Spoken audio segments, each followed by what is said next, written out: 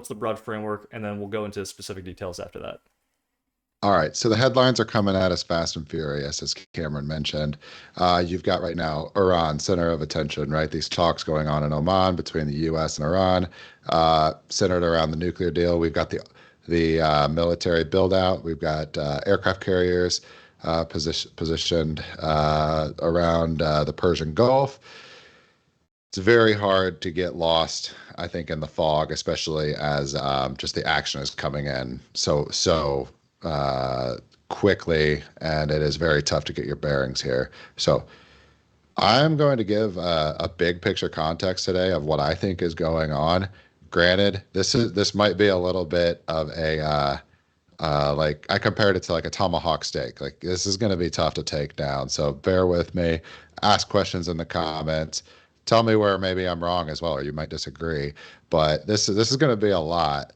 So bear with us here as we try to make sense of everything that's evolving in this very rapidly changing landscape that we're dealing with. So first, what I want to get you at, in the big picture of human civilization, how economies compete against each other, how civilizations compete against each other, or cooperate with each other, form new ties, and basically interact with each other, which comes down to trade as that key linkage. Think about these things, I think, in the big arc, and I'm talking like you got to zoom back. I mean, you can go multiple centuries here, but I'll try to make it more simple and less complex so we can focus on the key things that matter here. But basics that I think most of us have heard about, the old Silk Road, right? That's where I want to start. And then we'll slowly make sense of Iran, maybe even Venezuela, oil markets, metals, commodities, et cetera, energy commodities, repricing, all of that stuff taking place, with the big picture of what's going on in a monetary transition, as we're talking about with the mind print hash framework. So to start off, Silk Road, this goes back to Roman Empire times. Wikipedia mentions these trade routes first started basically 1 or 2 centuries before Common Era, the birth of Jesus Christ, that most historians mark as 0 as our reference point for the year. So basically 114 BCE or just BC. These routes started to develop that connected on, I think about it as the demand side. This was, modern day Israel, but in biblical times, Judea, which was a Roman colony. That's kind of the end point, the last fork in the road, where this is on the left of this global diagram. You see the lines. To the northern route, you split and you see goods making their way up to kind of the European centers. Your Northern European countries right now, France, Germany, England, they were kind of the last stop on this trade route. They were the backwater. Rome as an empire wasn't too concerned with, I guess, conquering those colonies. There just wasn't as much going on there. And then you fork the other route to the south, you get into Egypt, Alexandria, modern day Cairo, all that stuff, the Nile River. That was a very prosperous economic grounds as well. So that's what I'd consider the demand end of the Silk Road trade route. On the supply end, you've got the coastal areas of China. You got 2 forks from the northern cities, the modern day Beijing, the northern empires, which included like the Mongol Empire at the end or towards the end of this kind of reference point that the Wikipedia article dates this old Silk Road 1450 AD. And then you split the other route to the south. That's how you get the splits in China, the different power structures, the northern coastal cities, the southern coastal cities, and then the interaction between those two that's been going on for thousands of years. And then in between this light green line is the kind of the modern area we think about today as a backwater. This is the way it's been presented for 500 years. After Columbus set sail from the Iberian Peninsula, setting off to find a new trade route to connect Europe with Southeast Asia, or India is what it was looking for, found the Americas. Ever since then, basically, we've been building up the maritime trade routes for 600 years now, nearly, and building up this east-west, sea born trade routes and international trade focused global economy. My argument here, the big thing that we're witnessing is kind of the emergence of the new Silk Road. And if you foot to, Cameron, you didn't put the book in here, but there's a great book by Peter Frankopan who basically goes through this from the starting point, like what we're talking about, Alexander the Great conquering into Persia, all of that, up until modern times.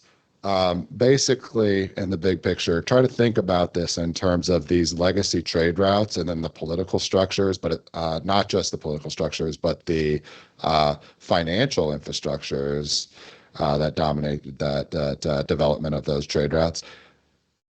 Basically, think about all of that changing in the 21st century. And one of the things that we're getting back to in the development of these new trade routes, and I'll talk about them, but I'll preview them in a second, is the importance of these areas in the middle. Like you see it in, you can see the Black Sea. Cameron, if you can point to that one. No, that's not it. No, right there. Yeah. And the Caspian, you've got an isthmus in the middle that would include like Azerbaijan. It's very rich in natural resources. And then you've got all the other stans, and then you've got like Iran there at the kind of the southernmost point. This, like the build out and basically, let's just say governance or sovereignty over these areas is what's being contested in our lifetime today. Like if you think about it in this context, you can think about the clash between Europe and Russian civilizations for control over Ukraine. You can think about Turkey's role as a key middle ground in this. Which party they align with will, be a huge game changer one way or the other. But then on top of that, this whole Iran situation that we've seen, basically developing over the course of every living person's experience today, whether you're, early, you're a young millennial, Gen Z, Gen Alpha, all of that. You've dealt with an unstable Iran, all the way to like our baby boomers, silent generation, et cetera, who lived through things like the transition from, or even towards the religious state with the Ayatollah Right. rulership over Iran. Prior to that, even under the Shah, or even prior to that, the Mossadegh experiment, nationalizing the oil companies, trying to make an attempt at basically following the pan-Arab nationalist movement of like the 1950s. This has all been under contest like for our entire life, for basically 70 to 80 years. And what we're living through today with the Iran situation, try to frame it in that context of the importance of what this piece of land, this real estate means for the new and emerging trade routes. I think it'll hopefully make sense of what's going on in terms of, I guess, not just the geopolitical considerations, but also the monetary transition that's unfolding, which we'll get to in our next article. So that brings us here to where we are. We talked about the Iran situation. This is going to dominate, the front pages of major international newspapers, your cable TV news, et cetera. It's going to be your hot topic on the international front. Just Cameron, as you noted, we've got live talks being held in Geneva. Sorry, Oman is dictating in the middle, and you've got the U.S. You've got Jared Kushner representing the American sovereigntist side. And then you've got Iran's representation as well, trying to figure out what the next phase of, Iran. Think about this in context, copy paste over to the Venezuela situation. It's not 100% analogous, but I think if you think about that, the Iran situation in terms of that development we saw in Venezuela, where we saw military presence building up, naval presence building up in the Caribbean Sea for basically 6 months until January 2nd, we get the Maduro extraction.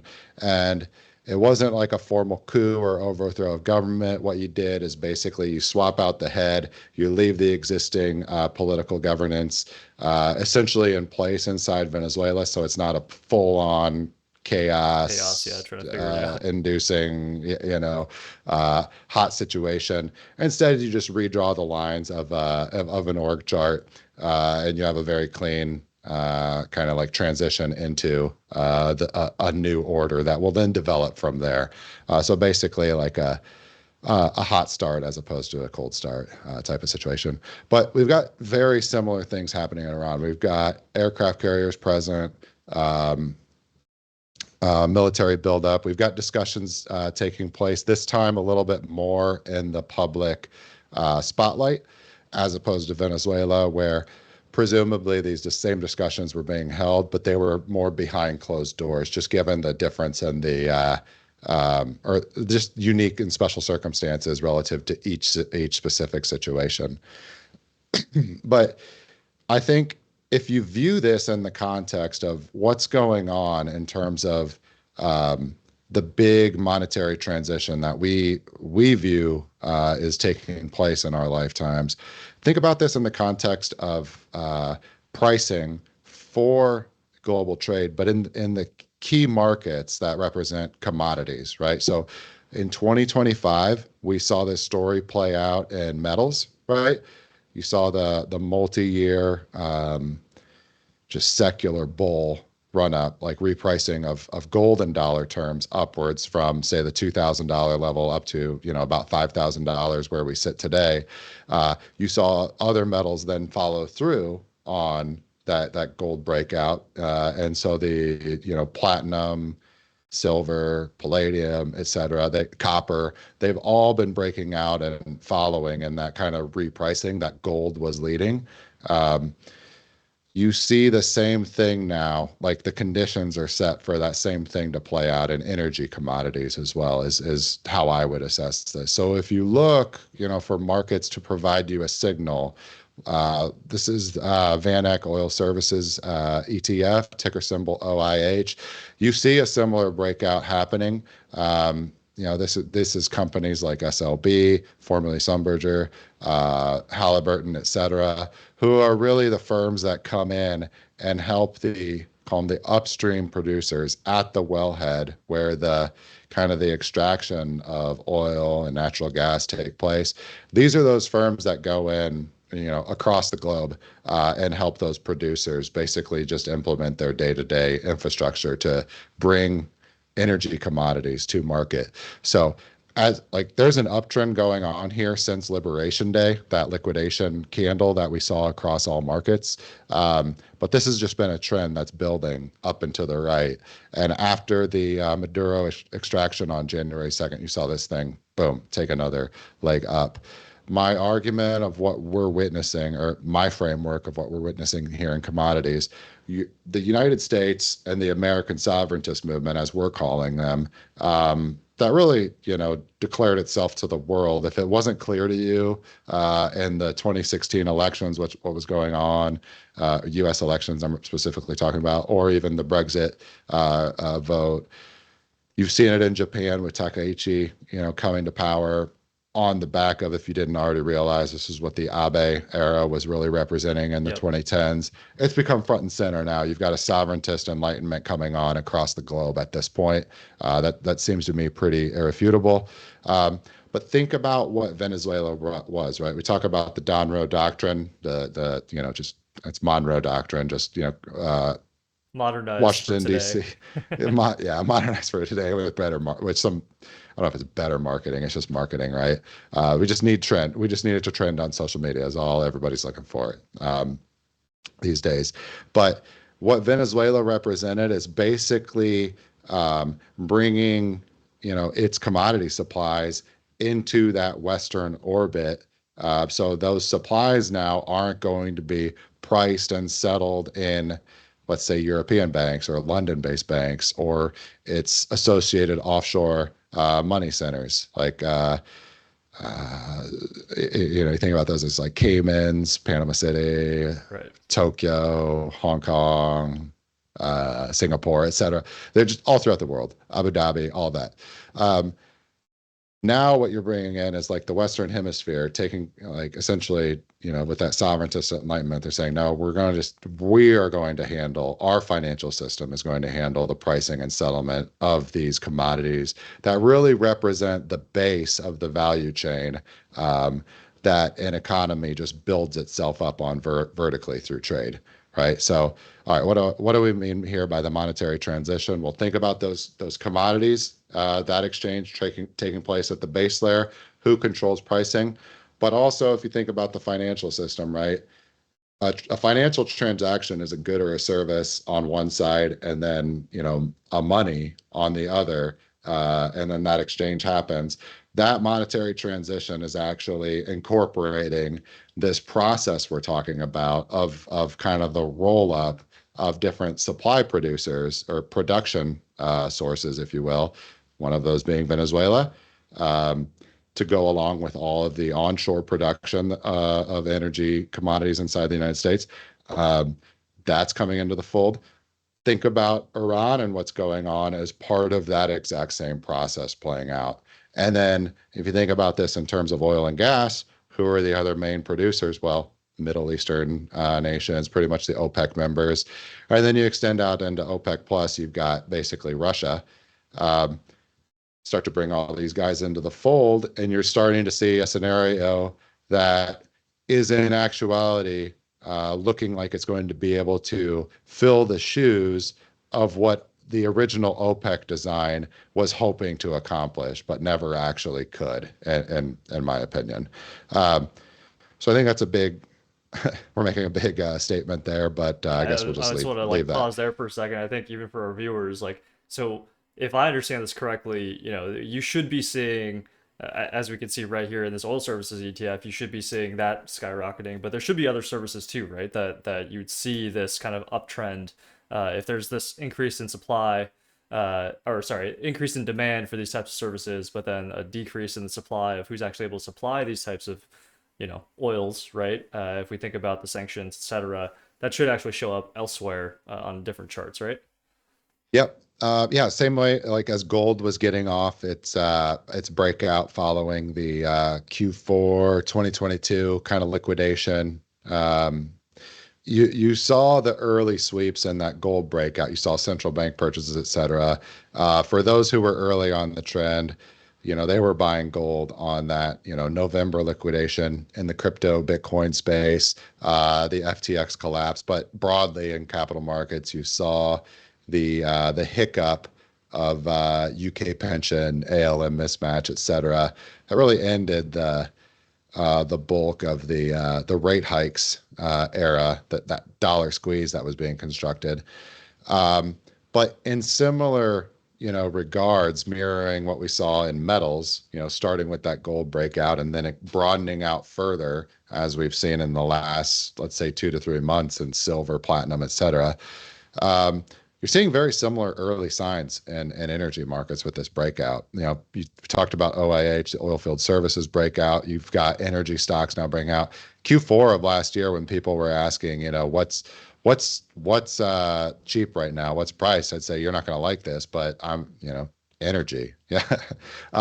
And no one would touch it at that point, Right. for whatever reason. It's just how markets work. But similar signs here. If you're following oil tankers or VLCC, very large crude carriers, I'm not an expert here. I'm not going to pretend to be. I know enough to follow them and realize you need to understand global trade, right? This is the um, ocean bound oil cargoes basically sitting on the water, right? Going from production source to demand destination or consumption destination.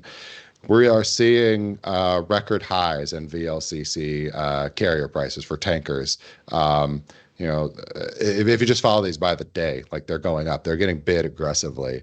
So what's going on here? It's kind of a perfect mix, but you got one thing, you got Venezuelan oil going from essentially black market or gray market oil. What I mean by that is kind of what's under sanctions, which vessels will deal with the sanctioned oil versus the good or compliant or approved oil, whatever you want to call it. By this Venezuela action starting on January 2nd, bringing in basically though that production supply into the, I guess, gray or white market now. It's compliant. It's under this Western Hemisphere orbit led out of DC and New York. You've got more quantity available. Um, But then also at the same time, you're seeing the white market oil or the VLCC tanker fleet actually decline in terms of number of vessels. And on top of that, you're seeing a rerouting of just like shipping routes for these ocean-bound carriers on supply lines, basically extending. Like so there's multiple factors involved with this. One of them is avoiding the Houthi um, Right.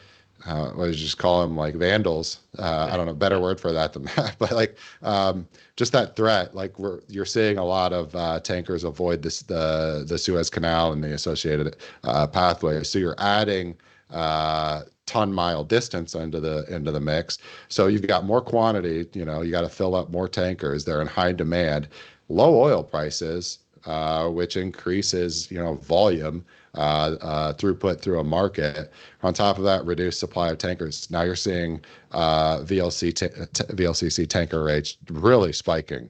If you're following tanker Yep. stocks, there's a good 10 of them or so, at least at a minimum that you can follow. Those things are up big. My opinion, this is a good early signal that this process. We talked about the markup. We've talked about the shift away from the offshore dollar, the old euro dollar. The Fed, through its policy actions from 2018 to present day under the Jerome Powell era, has really been about reining in that offshore dollar market, concentrating the center of mass away from London and towards New York. You can think about everything that's been accomplished in the Powell era mindset, and that'll be a pretty good mapping onto the reality of what you've seen play out with the SOFR transition, the LIBOR deprecation, all of that. Basically, the energy commodity trade, oil being the key one here, but LNG also, an important one. That process is basically, or that dollar transition that we're talking about, is basically kind of sitting on top of this trend we're seeing right now with oil and energy commodities, pricing venue and settlement venue coming into that financial system that is directed by Washington, D.C. and New York, And I in think my that's a good opinion. And segue then for the Lukoil saga, right? Because exactly what you're yep, talking about, there's a lot of interactions with Treasury, OFAC, et cetera, as well. So maybe walk us through, I'll just kind of talk about the headlines here first. So Carlyle Group, January 29th, says they are going to agree to buy Lukoil's global assets. A couple of like 2 weeks later, Medad comes out with an even better deal essentially. So Matt, maybe explain from your framework, why did the Carlyle Group initially bid for this, and then maybe why is Medad the in your mind better or likely better for Lukoil deal that might go through? yep. So just to give background on this process, so back in October, this is like just as the volatility here was picking up, like this chain reaction was being set into place. This all started with Treasury Secretary Scott Bessent working through OFAC, um, directing essentially the Russian oil and gas majors to forcibly divest their international assets, right? So it's been through a lot of we'll just call it, it's a bump and go process. This has not been linear by any means. It was initially like they gave them like a 30 or 45-day timeline. That's just been extended kind of 4 weeks at a time. Multiple shoes have dropped here. We've seen other bidders kind of show up, get rejected, drop out. All right, what's the next best idea? All right, OFAC's going to reject that one. And that leads us to where we are today. In the last month, as Cameron, you highlighted, who is going to own these Russian oil and gas assets? I think it's key too. What are these actual assets? We'll dive into that in a second. Relates to that trade routes topic that we talked about. But it's down to two groups. Number one, Carlyle. We'll get into a who's who in a second, but I think most listeners will have heard of the Carlyle Group. It's a U.S. based private equity firm. They've been around since probably established in the 70s or 80s, formed by a group of, a couple of them were former government employees, a couple of them came from Wall Street. And basically, they call themselves the Carlyle Group because they came up with this business plan at the Carlyle Hotel, is reputedly how it happened. Now, famous people who've worked here, you've all heard of Jerome Powell. He was a lawyer for their industrials group for like a 7 or 8 year stint from the late 90s to the early 2000s. So this is a connected group. They're plugged into Washington, D.C. power structures. But how we talked about the Davos 2026 being the big coming out party where it just became crystal clear it's the sovereigntist movements versus the old world globalist order. And essentially, it was the folding of the hand by the old school globalist institutionalists, those type of figures, recognizing that the sovereigntist movement had essentially embedded itself. It's here to stay. It's that point in the game of chess when the good players realize once they've won or lost, and they know, okay, I'll call it We need like to find a way I'll to, give you the draw. We'll find terms, settle here, yeah. and then we'll move along, play another game. That's what Davos was, in my opinion. So when I say here, Carlyle, what do they represent? Yes, they are American domiciled PE, but they're kind of in that old era where they've got a lot of European ties. They've got investment, long-term relationships with, say, U.S. pensions, so state-level pensions, CalPERS in California. They've had other pensions come in as LPs, as capital providers, notably. CalPERS, I think, was one that was actually had a share of the general partnership at one point. And then it's got representation or like capital markets links with firms in the Middle East, say the UAE Sovereign Wealth Fund, Mubadala, and it's got other, and so that would it's actually tapping those partners we'll get into a second for this bid of Lukoil's international, non-Russian oil and gas assets. 22 billion exceeds the equity of Carlyle Group by about $5 billion, just mark to market. Carlyle's valued, I think it's common equity is valued about 17 billion. So they can't fund this transaction out of their balance sheet alone. It's They kind of one need of those outside situations. investors to come in. Yeah. All right. Versus the Saudi-backed Madad energy company. This is one most people aren't going to be familiar with. So we'll dive into that in a second. But their term sheet that was basically the rebuttal to Carlyle's offer came in with an all cash offer. So they can fund this thing through their own balance sheet, like through basically cash and escrow. It's like, for the mere mortals among us who maybe have ever purchased a house, right? You see, like if you can make an all cash offer, that raises your chances of this thing being Yep. conducted or settled, or your offer being chosen versus a complicated financing scheme. Good offer. Say you have a bank,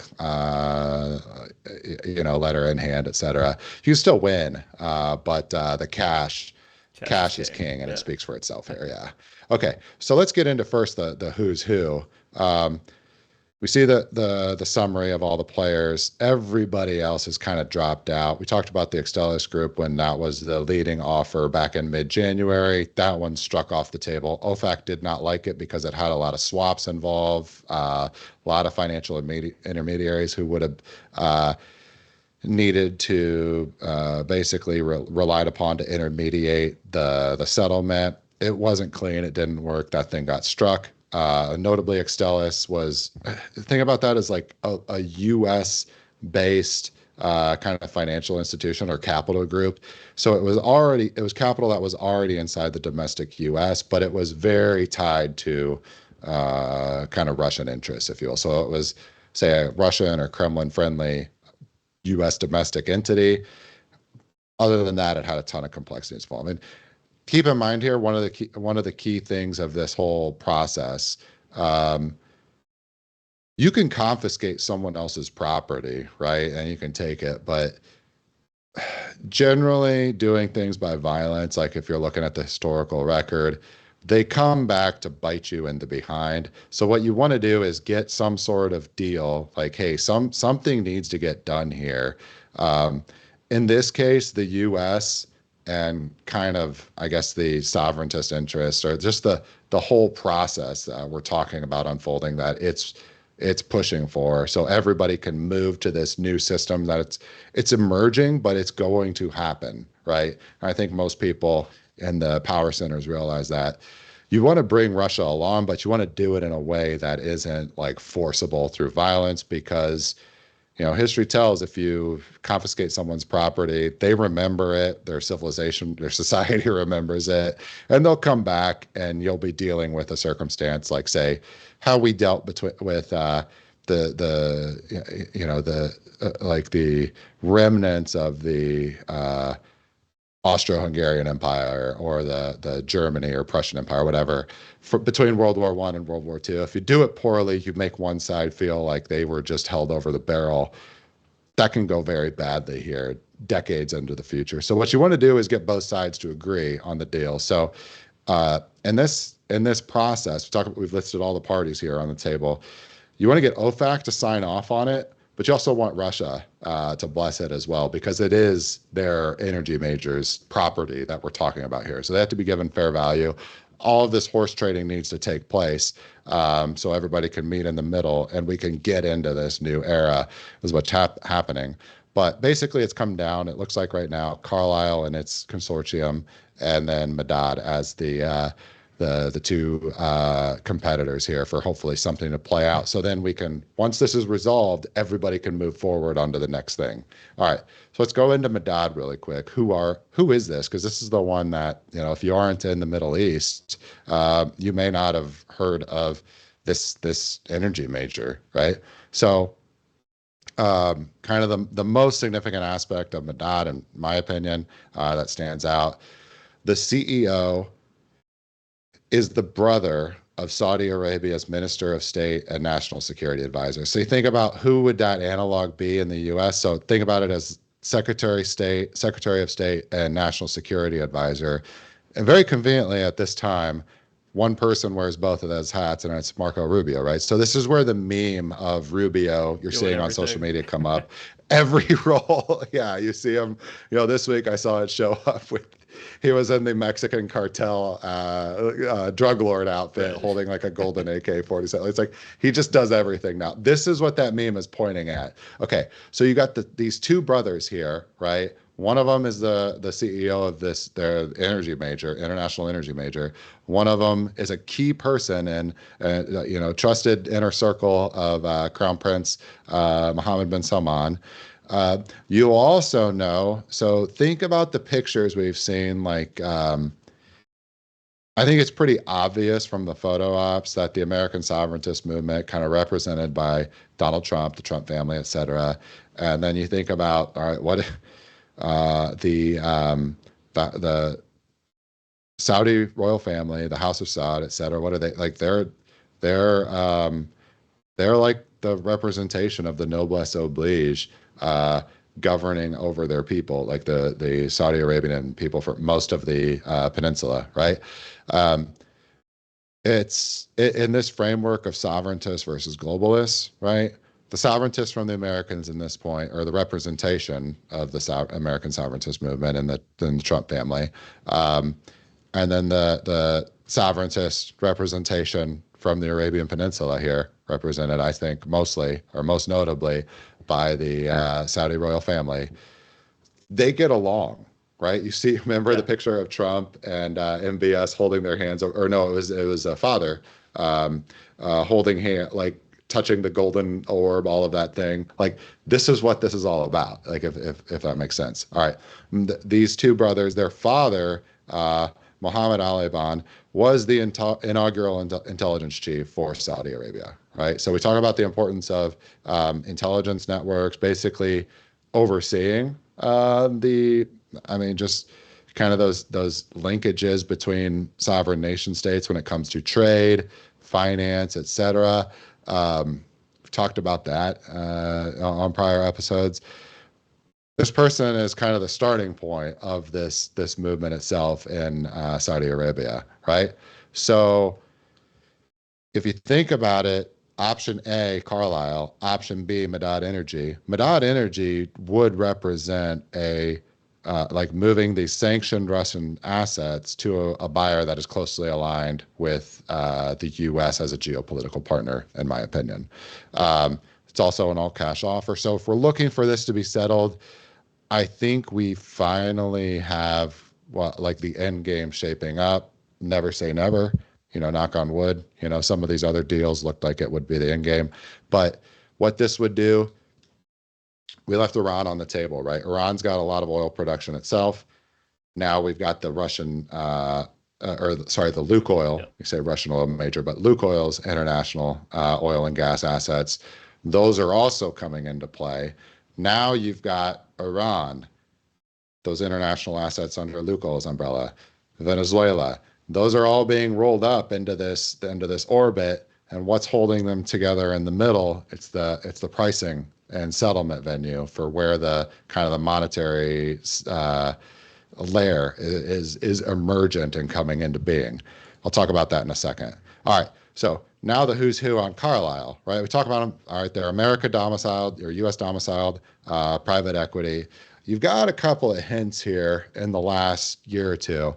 So I think 2024, Carlyle attempted to acquire a few like upstream assets, so producing wellheads, et cetera, in Italy, Egypt, and Croatia from a London-listed company called Energean, which collapsed in March 2025 after Carlyle failed to obtain regulatory approvals in Egypt and Italy. Why did this happen, right? So the way this has been presented is basically it's like the clock ran out. They didn't meet the deadline to get this new this new production co under Carlyle's portfolio spun up. So they just kind of canceled the venture. What Carlyle did to basically like the folding in of these production assets into this new co, which was supposed to be an upstream, major, you know, if it existed, it might be bidding for these Lukoil assets right now, Right. but it does not. What did they do? Carlyle appointed Tony Hayward, the former CEO of BP. If anybody was around for more than 5 to 10 years, you will recall Tony Hayward for being front and center as kind of the face man for the Deepwater Horizon, Disaster. Gulf of Yeah. Mexico, Gulf of America oil spill disaster. And I want to say that was 2011, 2012 maybe. But just a massive disaster. But anyway, Tony Hayward, who is he? Head of BP, that's British Petroleum. He's a London good old boy, right? And so if you put two and two together here, it seems that both Egypt and Italy didn't approve this Energean acquisition by Carlyle's Newco.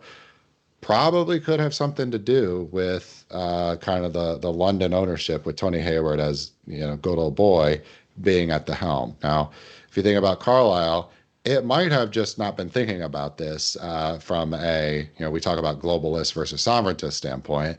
It may have just been looking for a figure to run its newco who had basically experience running a major international oil company, a reputation with credit rating agencies, reputation within the oil and gas industry itself as deal maker, being able to get things done, as well as an operator. Although the Deepwater Horizon track record as an operator is it's a pretty big Not a good one, blemish. but One of the worst oil disasters in history. But I think that's possibly a tell here. If you think about Madad, it's very clear what they are. Once you it's not really hidden, behind a paywall or anything. It's pretty front and center. It's the Saudi Arabian, a family who is very well connected to the inner circle of the Saudi royal family. You know what that one is, right?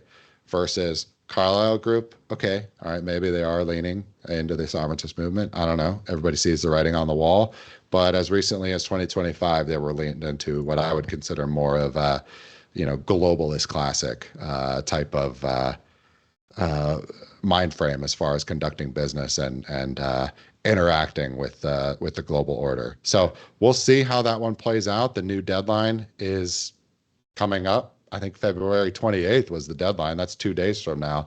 So we'll see if OFAC blesses one of those two transactions, Russia blesses, one of those two transactions, but ultimately, I think it would be the seller in this case, it's Lukoil, would choose the highest and best offer, um, all things considered, given each term sheet, and then it's on OFAC to approve one or both of those two things. Then we can have this thing settled, and we can move on to the next phase and the great game. All right, so back to trade routes. What's happening? Showed you the line. This is the old Silk Road classic, Roman Empire, to basically think of Christopher Columbus going very simple land-based routes.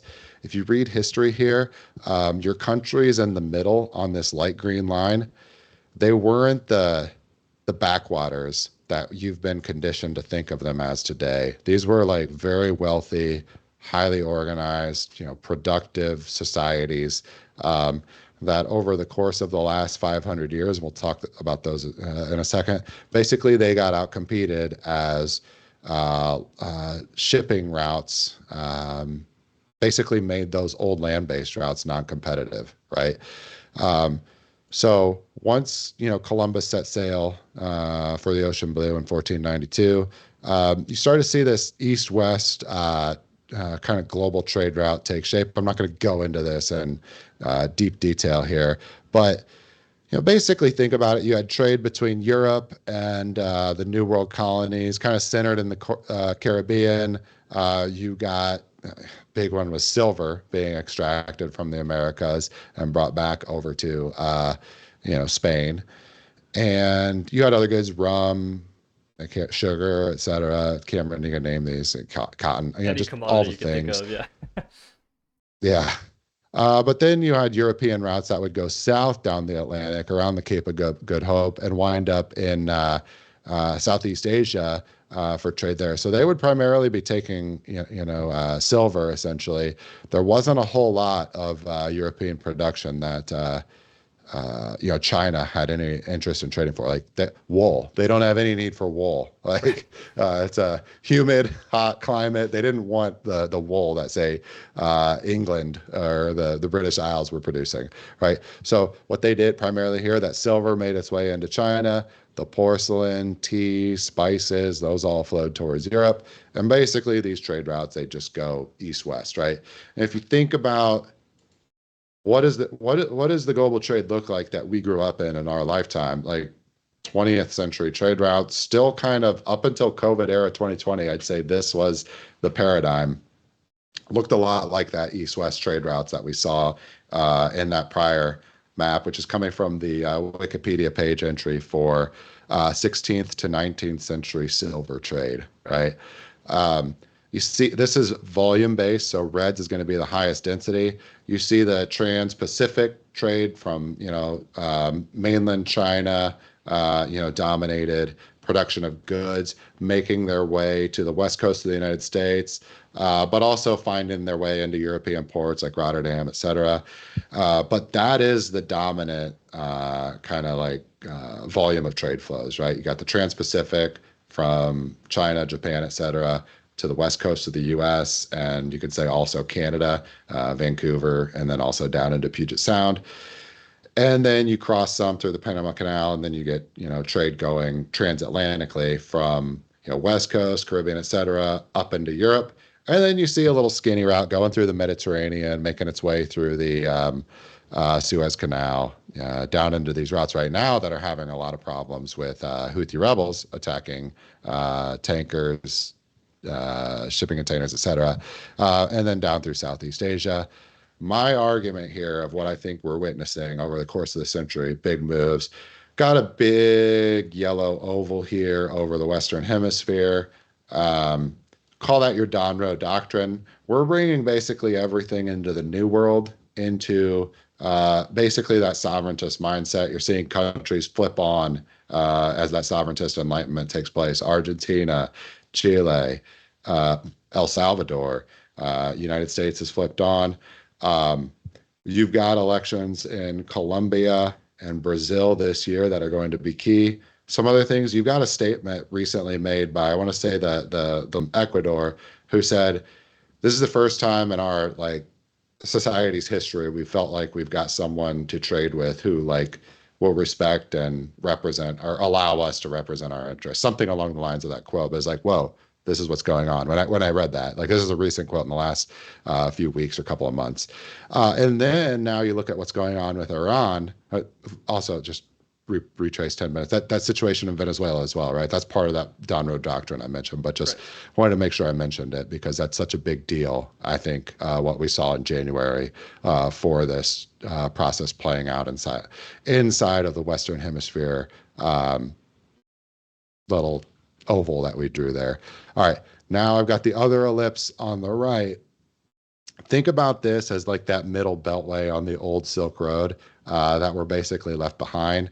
The stands, Azerbaijan, um, Iran, etc. Like you count Russia in here too. Former Soviet member countries. You can go into Pakistan, India, etc. And then eventually the trade will work its way into the growth area, I think, in the Indian Ocean and Southeast Asia. That, on these lines, you can see the density isn't all that rich, right? It's not heavy yet. There's a lot of growth there to that is going to take place, in my opinion. But what you're seeing right here play out, I think, with the Iran discussions, um, is basically a similar process of coming to a consensus of who is going to govern which specific real estate and key assets on these trade routes that are building up for the 21st century. So this is big picture stuff that we're seeing take place. But I think hopefully this gives some framework for everybody to understand what's going on as these headlines just come in faster than I think most anybody can process in real time. Now, finally, talk about what's that little line connecting those in the middle. This is that, in my opinion, that narrative you see popping up over the last 10 years, more and more so becoming important, which is these Arctic trade routes, right? It was front and center and the hot topic as recently as 2 to 3 weeks ago with the Greenland situation, right? The U.S. or the Trump administration wanting to bring Greenland into its orbit of control. This is really what enables both of those two kind of spheres to interact and trade with each other, um, basically unfettered, right? From other powers, foreign interests, etc. So the Arctic trade routes that are opening up, developing, you hear this with like construction of nuclear powered icebreakers, stuff like that. This is why that story is so important in the big picture. So if I had to summarize it, I would say if the last 500 or 600 years of geopolitical power and international trade were all about the latitudes, right, that east-west axis, and you could say even before that, with the kind of Silk Road originating in Roman Empire times, all the way up to you know Christopher Columbus era, late 15th century. Um, the the importance is shifting from I think east west as primary. Those are still going to exist, right? But this north south that was never fully able to develop.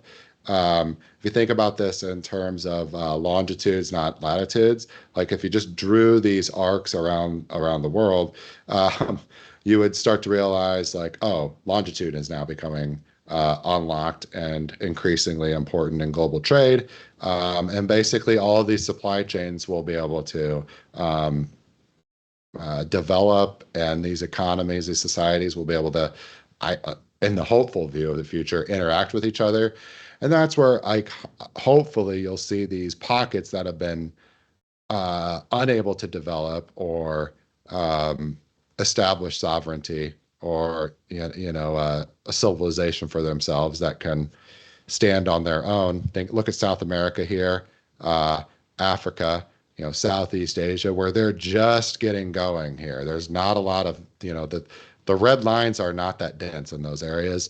What like if this could go on for the rest of our lifetimes, or if there were some way for us to see the future and see what our children's children and their children's children after that. I think in the big picture, this is what we're seeing kind of unfold. So yeah, what a time to be alive. I think that really Um, helps understand. You see all the news headlines, you're like, "Whoa, like what? Iran now? We have Venezuela. Like what is this, right?" But there is, at least within your framework, it does seem like it all makes sense, right? It starts to piece together yeah, the patchwork there. yeah. And so when there's this big of a prize to unlock, and when I say the prize, like this really should help everybody, right? Why would you want to get into war when there's like real stuff to build? And that's where, all right, any country you see, any nation state, even group of states like the Eurozone, if you see anyone in this era who is like, we need to go to war, like war is there, like it's just like you're completely missing the point, or at the best, what you call it, Charitable interpretation, or interpretation, yeah.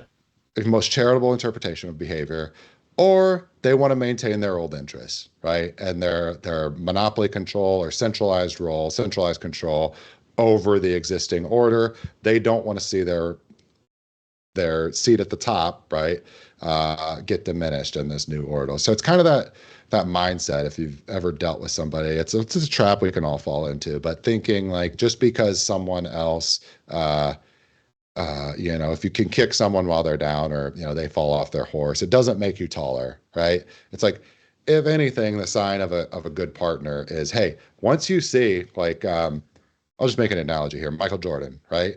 He did not make his, I want to say, like, no, this is like part of the famous story, like, didn't make his junior high basketball team.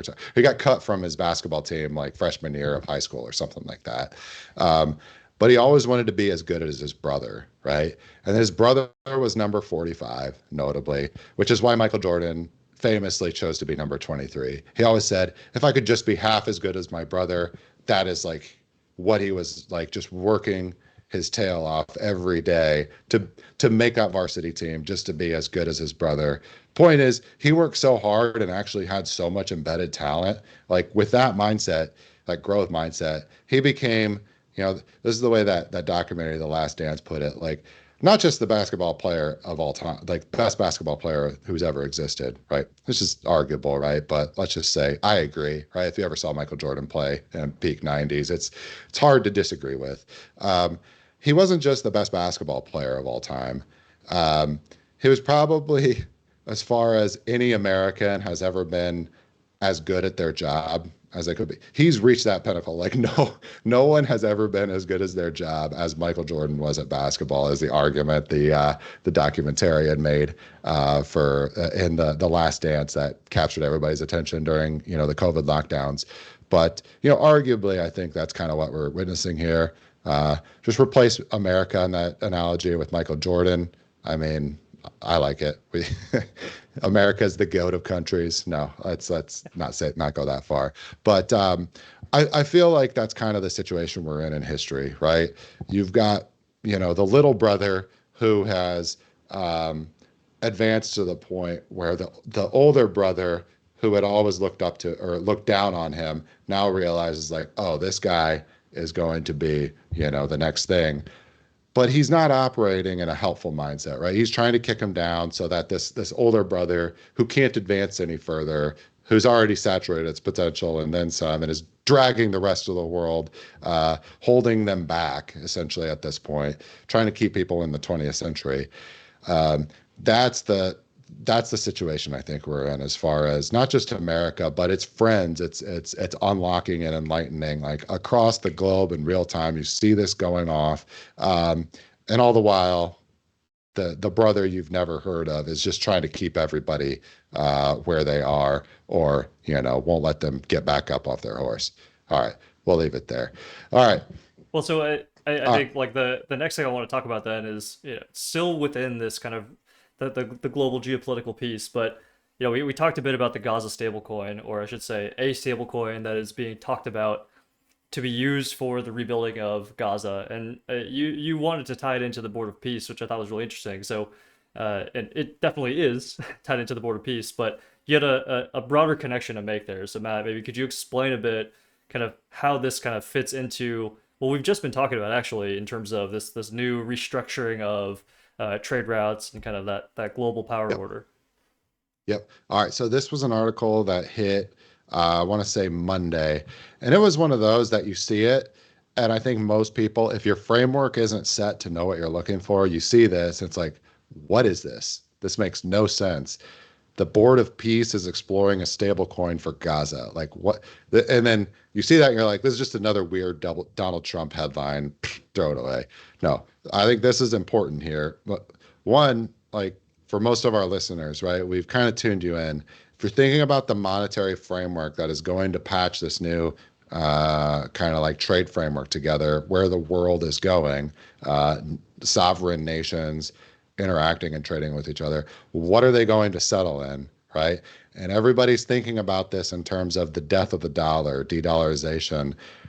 Does not mean, in my opinion, that what's not in the cards is like the end of the U.S. dollar, right? It's the end of the prior iteration of history's version of the U.S. dollar, which is the offshore dollar standard or the euro dollar, right? Which is London based bank or London centric, but international money center banks settling with each other in dollar terms on their own independent ledgers, completely out of the regulatory purview of the United States itself, right? So totally offshore, all of that.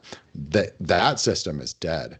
But what's not dead is the U.S. dollar itself, in my opinion. So what's going on here with the stable coins, right? This new kind of American-led order that's taking shape, I guess, for lack of more descriptive terms. What we're seeing here with the onset of, not just Bitcoin, right, which we view as important, but we'll put that one to the side for a second because I don't think the story is ready for that at this moment. The onset of stablecoins with the Genius Act in 2025 basically locking it, writing in stone, passing Congress and being signed by law by President Trump, kind of shows you the U.S. from a domestic standpoint has kind of legislative buy-in and executive buy-in to shift this monetary standard away from the offshore dollar and towards this crypto stablecoin rails as things are moving. So what does this actually mean before we get into the Gaza situation? Well, you're going to see stable coins under the Genius Act fully reserve one-to-one with short-term treasury bills. Those dollar stable coins will then be used by the domestic U.S. to settle trade to bring in, say, resources. So let's say U.S. industrial sector wants to acquire raw commodities like oil, metals, et cetera, from these new trade partners that it can't produce inside of, the lower 48 or, its own sovereign territory itself. That trade will be settled in stable coins. That's how those stable coins get into distribution. And then those other nations in that trade group, we'll get into who they are, they'll trade with themselves and settle more and more so in these stable coins. So that's what's going on here. So you see the Board of Peace at this meeting exploring a proposal to use the stable coins for redeveloping Gaza. All of the lights are starting to turn on, actually. And so instead of this thing being a throwaway story, this is, in my opinion, maybe it's not the full Rosetta Stone, but it's one of those translationary stones, not up there with the Rosetta Stone itself, but it helps you understand what's going on and how this framework will play out or is anticipating to play out. So a couple terms. I know we'll talk about the Board of Peace, all of that, but the NCAG, I saw that. I was like, that's what I'm not used to. What is that? The NCAG is National Committee for the Administration of Gaza. It's actually your new kind of governance authority for uh, Gaza itself now. So you think about Hamas being uh, the kind of recognized governmental representation for the last 15 to 20 years. I think that era is done. Hamas is out. This is what everything we've seen since October 7th started. But at this point, kind of the recognized authority for this land is now the NCAG. It reports up to the Board of Peace, right? So the Board of Peace was formally announced or went into being at the Davos 2026 conference, which kind of represent, wow, Davos 2026 was actually pretty important, Right. right? Now you start to think like, wait, why? Why was Christine Lagarde and the other kind of what we consider the institutionalists or the globalist faction members, why were they so shell shocked? It's like, oh, well, all these really important things happen, and they realize, um, it's like that chess game when someone realizes how the game is going to play out. What can you do? Um, that was their moment of panic, in my opinion. So the NCAG derives its authority from the Board of Peace, which itself derives its authority from a UN Security Council resolution. All you see about this Board of Peace being like a throwaway, laughing stock, et cetera, in the kind of the mainstream media, fade that, in my opinion. This is um, just like a seminal historical event that this Board of Peace exists, rather than a centralized authority represented in the UN or the failed experiment that was the League of Nations, being responsible for directing and establishing the lines of individual nation states, and basically the power rolling up to that UN authority, that centralized authority. I think, in my opinion, what the Board of Peace represents is sovereign states coming together to form a board where they themselves delegate authority down to like Committees or committees, et cetera, to build up a new sovereign, independent nation state itself, or just, agree between each other as sovereign states how to handle and, recognize governance authority in a locale. So one of these kind of pieces of real estate that's been a hotbed for conflict, violence, et cetera, throughout the entire existence of the UN. Well, this kind of tells you why the name for this thing is the Board of Peace. It's like, no, we're not going to create the conditions for like a perpetual war to exist for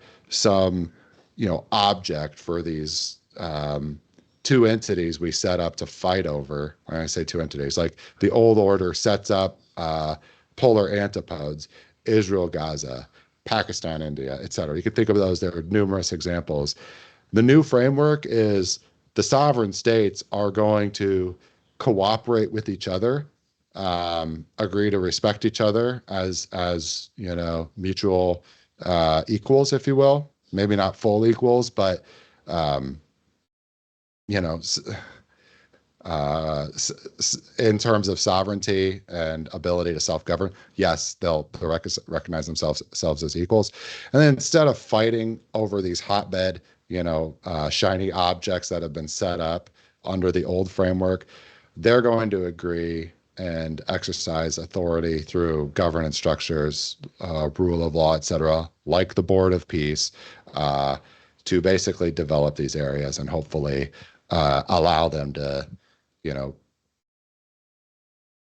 walk out of the last, let's say, 100, 200 years, et cetera, for a lot of these places that have just been hotbeds for conflict and violence over the colonial era. So if you look at kind of the lines of the membership for the Board of Peace, you can really start to see, in terms of this new era of history, who is taking sides where. What do I mean by that? Right. Well, in the World War One or World War II eras, you saw the lines between the Allies and Axis powers kind of take shapes as the alignment um, just kind of happened or developed in real time.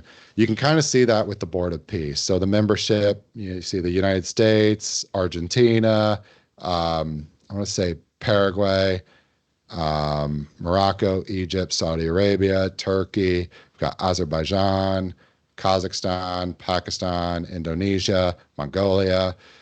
I know these countries don't sound like the A list if you've thought of it in terms of the prior era worldview of your dominant powers, your G7 or that type of thing. But this is, in my opinion, your new kind of partners in a new order starting to formalize and come into being, starting to take shape. This is by no means done. This board was just kind of spun up, less than a month ago, almost. It seems like roughly a month ago. So this process is very early on. This isn't going to be the final form, but I think it's telling. You can look who's notably absent. I'll go to the map of who's declined the formal invitations, but look at that ring of red, Northern Europe. Um, you can tell a lot about the organization by who's not there, right?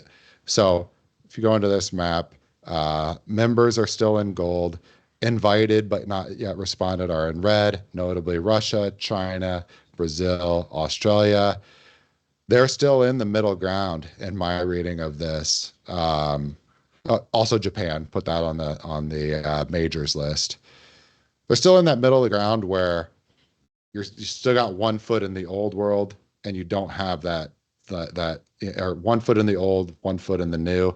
And each one of these countries might be in a totally separate situation. Some of them still might have both feet in the old, but they're slowly going to come and pick a side as this kind of realignment takes shape in the coming years.